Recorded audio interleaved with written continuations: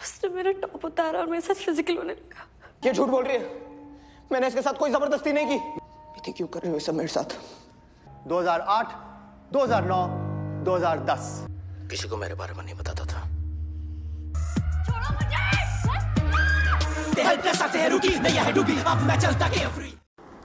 Halo sahabat, Assalamualaikum. Apa kabar? Semoga sehat selalu dan senantiasa berbahagia. Terima kasih sudah subscribe dan selalu setia menyimak video-video SLMT-TV. Semoga Tuhan Yang Maha Kuasa selalu memberikan rezeki yang berlimpah ruah dan juga berkah untuk sahabat semua. Kali ini, SLMT-TV menghadirkan sebuah alur cerita dari film yang berjudul Yeh Sali Ashikul. Film ini menceritakan tentang kisah balas dendam yang dilakukan kepada mantan kekasihnya yang telah menghancurkan masa depannya. Hal tersebut juga sekaligus untuk membalas kematian ayah kandungnya yang dilakukan oleh saudara kembarnya sendiri. Baiklah sahabat, tanpa perlu berlama lagi, langsung saja kita simak. Ini dia alur cerita filmnya.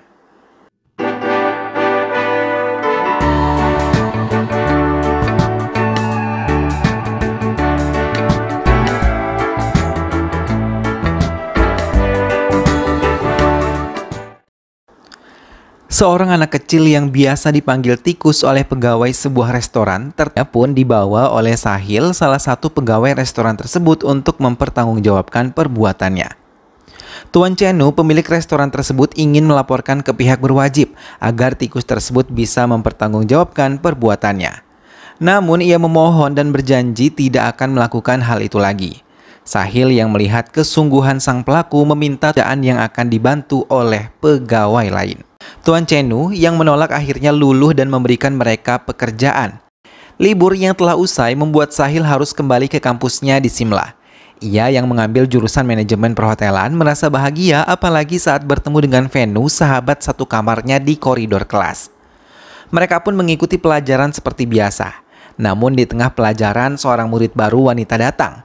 Ia yang mengaku bernama Mite membuat Sahil merasa tertarik dan sedikit menyukainya. Hingga Sahil akhirnya mengatakan perasaannya kepada Mite. Dengan senang hati, Mite menerimanya dan menjalani hubungan seperti pasangan pada umumnya. पागल मत बनो, 5000 में बहुत है। क्या करें? Sahil dan Venu yang baru saja menyelesaikan kuliah tambahan mereka melanjutkan perjalanan ke kamar mereka di asrama.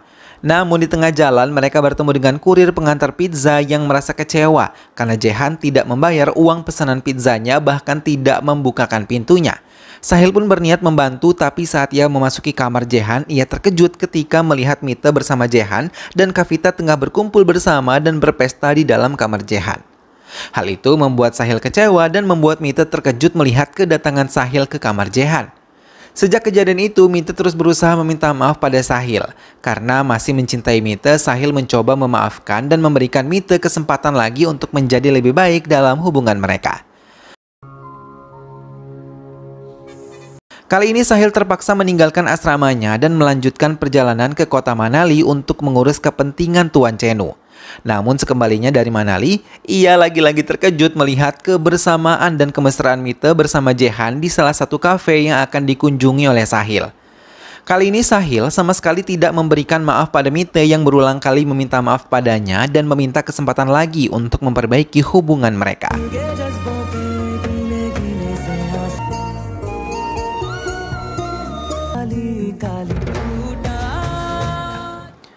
Ujian pun tiba. Semua mahasiswa mengerjakan dengan baik semua soal yang diberikan dosen pembimbing mereka. Namun Sahil melihat Mite melakukan kecurangan dengan menyontek sebuah catatan yang ditulisnya di area paha. Mite harus memanggil kedua orang tuanya. Kepala sekolahnya pun memutuskan untuk mengeluarkan Mite dari tempat mereka. Mendengar hal itu, Tuan Deora, ayah Mite, meminta pihak kampus untuk bisa memberikan kesempatan kedua untuk putrinya. Melihat permohonan tulus dari ayah Mite membuat kepala sekolah mengubah keputusannya. Namun ia menetapkan untuk memberi nilai hanya 35% dari hasil ujian yang diselesaikan oleh Mite. Teman-teman satu asrama Mite pun menemukan Mite pingsan dan mereka melarikan Mite ke klinik yang ada di area kampus. Venu meminta Sahil untuk menjenguk Mite. Karena masih mencintai Mite, akhirnya Sahil luluh dan mau menengok keadaan Mite. Dalam kesempatan itu, Mite meminta maaf dan berjanji tidak akan melakukan hal bodoh lagi. Sahil tersenyum dan menerima permintaan maaf dari Mite dan melanjutkan hubungan mereka kembali. Sahil banyak membimbing Mite dan belajar bersama untuk bisa mendapatkan nilai yang baik untuk Mite. Namun pada saat di taman, Sahil tidak bisa mengendalikan emosinya kepada Venu yang telah menjahili Mite. Mereka pun bertengkar dan membuat keduanya berjauhan. Lagi-lagi Venu dan Sahil bertengkar dan kali ini semua teman-teman di kelas mereka tahu kalau Venu memiliki tato di leher dan Venu langsung menampar Sahil karena dia yang pasti telah menyebarkannya. Sahil hanya terdiam dan menegur Jehan yang telah menyebarkan hal itu pada teman satu kelasnya. Namun Jehan mengatakan kalau ia malah mendapatkan foto tersebut dari Sahil langsung. Rasa penasaran Sahil untuk mengetahui siapa yang mengirim foto itu hilang ketika melihat keadaan kamarnya berantakan. Apalagi saat melihat pelecehan yang ditulis di foto Mite yang ada di kamarnya. Sahil yang tahu pelakunya adalah Venu, langsung memukulinya secara brutal dan tanpa sengaja memukul Mite. Semua temannya melerai dan meminta bukti kalau Venu yang telah merusak kamar dan laptop miliknya. Namun saat mereka semua ke kamar Sahil dan Venu, mereka tidak menemukan bukti kalau Venu adalah pelakunya. Hal itu membuat Sahil merasa terpojok di hadapan teman-temannya. Mite tersenyum penuh kemenangan, karena tanpa sepengetahuan Sahil, dialah dalang di balik keributan antara Venu dan juga Sahil.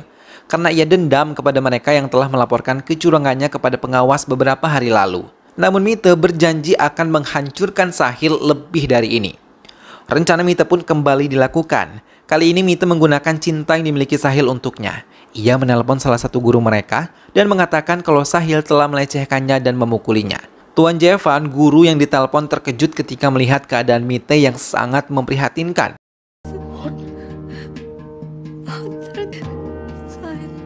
Namun di saat bersamaan Sahil yang ditelepon Mite dan menceritakan hal sebaliknya membuat Sahil tidak bisa mengontrol emosinya. Ia memukuli Tuan Jevan hingga banyak luka di tubuhnya.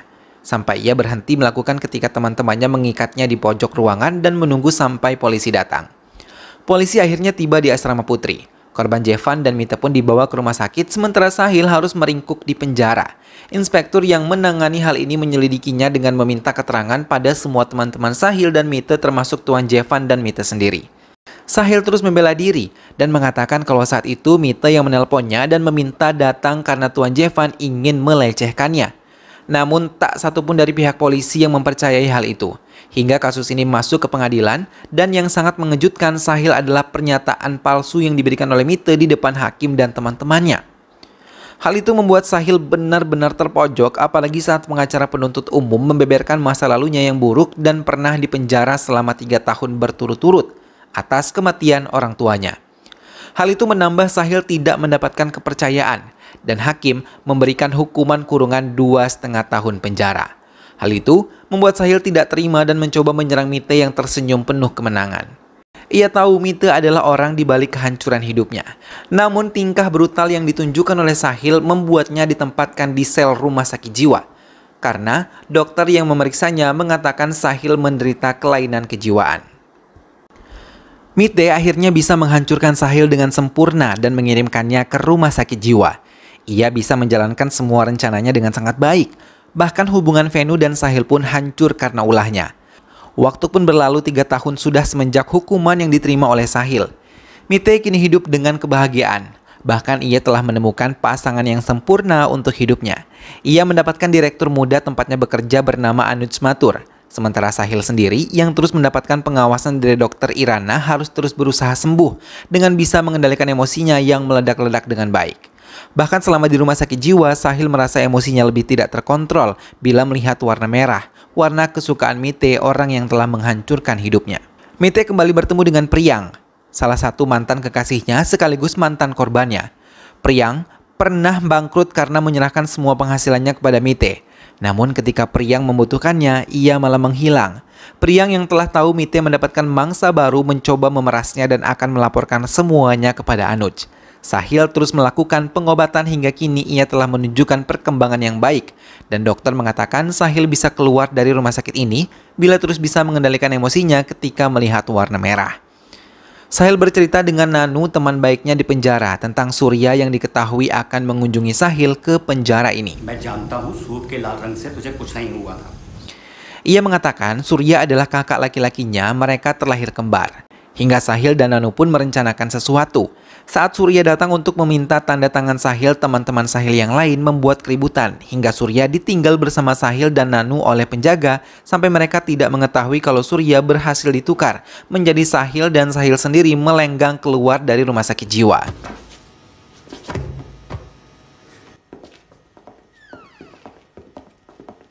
Sahil mengucapkan banyak terima kasih pada Nanu yang telah banyak membantunya. Surya pun mendapatkan perlakuan sama seperti yang diterima oleh Sahil saat di rumah sakit jiwa itu. Sementara Sahil yang telah bebas memperhatikan kehidupan sempurna yang dimiliki oleh Mite. Ia bekerja sama dengan temannya berusaha menakut-nakuti Mite di apartemennya.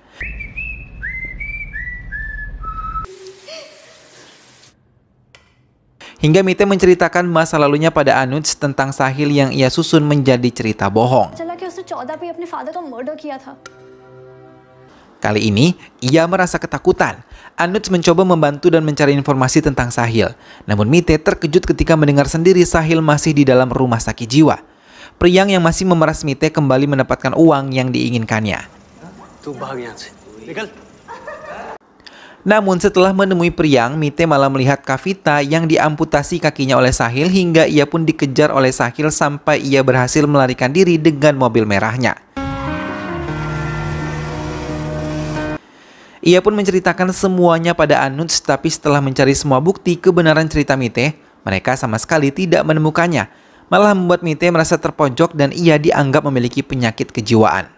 Padahal, semua yang diceritakan oleh Mite adalah benar dan dimanipulasi sendiri oleh Sahil sebagai alat balas dendamnya pada Mite. Kali ini Anuj yang mendapatkan rekaman kamera pengawas keberadaan Sahil di rumah sakit jiwa membuatnya meminta Mite untuk tidak lagi membicarakan tentang Sahil. चलो मेरे साथ।